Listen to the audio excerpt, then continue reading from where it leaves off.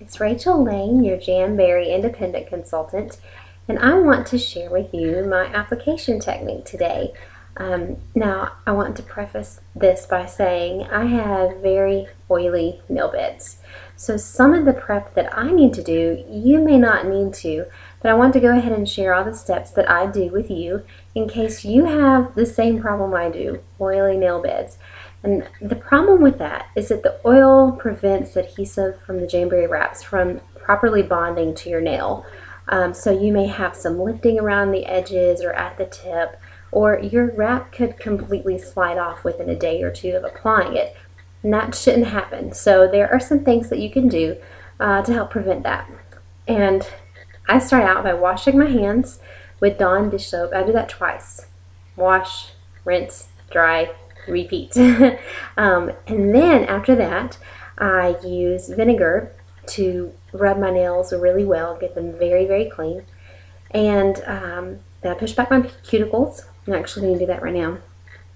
I use a little wooden orange stick that you can pick up anywhere. You can get a pack for $1 at the dollar store. You've heard me talk about the dollar store before. It's one of my favorite places. So I push my cuticle back, and then, of course I didn't bring it in here with me. I usually buff my nail just to help get that last little bit of shine oil off my nail surface. And right before I apply each nail, I rub them with alcohol again. Just to make sure, you know, as I've been doing my other nails, I may have touched the tip of a finger to that nail and it's got oil on it again. So just to make sure that everything is off, I wipe it really good with my vinegar one last time. That's what I'm doing right now, before applying the nail. And of course you want it dry before you stick the Jamberry on. Now I already have my my nail wrap cut to size for this finger. And I actually just trim mine, cut it right out of the backing. This is an old sparkle. It is on a solid backing. Our new sparkles will come to you on a clear backing, and our new ones are even amazinger, if that's the word, than these. The trick about sparkles is that they're a little tiny bit thicker than the other wraps, and so they require more heat and more pressure, and I'll show you how exactly I do that. Alright, so first off, I've got my nail prepped. I'm going to turn on my Jamberry heater right here. Now, I get this question a lot. Do you have to have a Jamberry heater? No. You can use your blow dryer, or some people like to use a rice sock or a rice bag warmed in the microwave. That is, excuse me, you can use that too. But I like to use the mini heater in my videos just because it's quiet and I'm not too terribly coordinated. So doing the blow dryer and yeah, all that, you don't want to see that, trust me. So I've got my heater on. What I do with my sparkles is I pick it off the wrap, the backing, and you can touch the tip of the wrap where it's not going to touch your nail.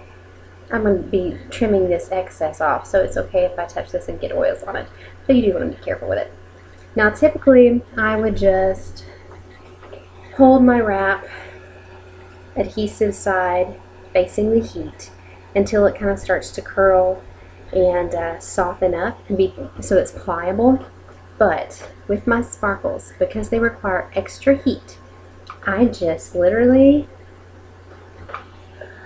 stick it on the front of my heater and I leave it there. I've left it there for up to like 2 minutes before. I want that sucker melted. And because I have curvy nails, having them super soft helps them just to lay over the curve of my nail very easily. So I'm going to let that warm, melt. Like I said, I don't normally do this with the other wraps, just the sparkles. And even the new sparkles, they still are a little bit thicker and still need to be warmed a little bit longer time than the other ones. So after it's been on there a little bit, I'm just going to use a pair of tweezers. And hello, how adorable are these tweezers? My hairdresser gave them to me. I love them. So I just use my tweezers. And you can see how soft and flimsy this thing is. I mean, it's just super soft. And then, oh, you might be able to hear my baby crying in the background. My husband's with her. She's in that whole, I don't want to go to sleep stage. Okay, so I just set it at the base of my nail. See how it's still sticking up? I apologize for this laptop camera. It's not the best. It's still sticking up, so I just stuck it to the base. And then I used my thumb just to go back and forth, like that. All the way to the tip. And now I'm going to use my rubber cuticle.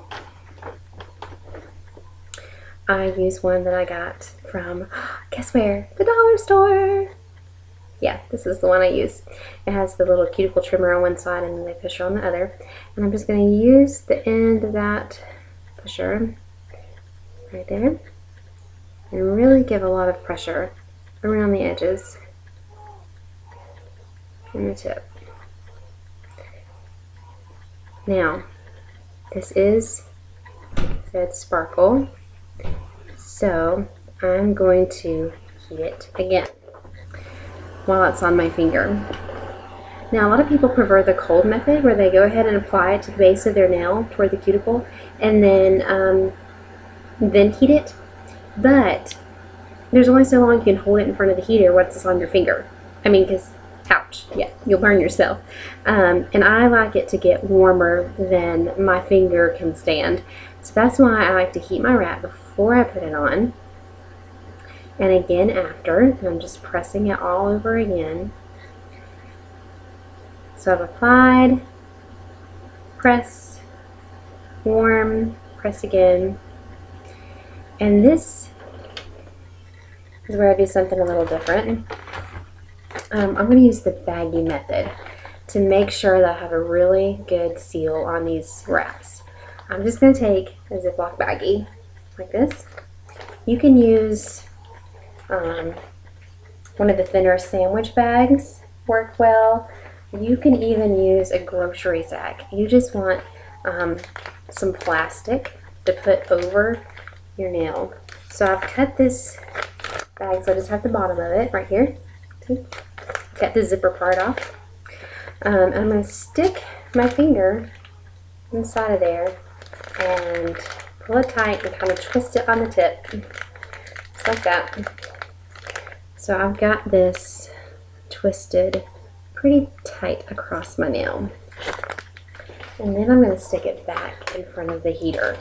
Now what this does is applies heat and pressure at the same time. You can also kind of achieve this by warming your cuticle pusher against the heater's edge and use it on your nail. Whew. Let me tell you, oh, it gets super hot in that plastic really fast. And then I leave it in the hot plastic and press it again with my cuticle pusher. Can you hear the baby? I'm shocked if you can't. She's 3 months old and she's teething. She already has 2 teeth on the bottom and she's trying to get an incisor in. Oh, those are so painful. I've never heard of a 3-month-old teething anyway. What's up with that? Or having teeth already. It's just ridiculous.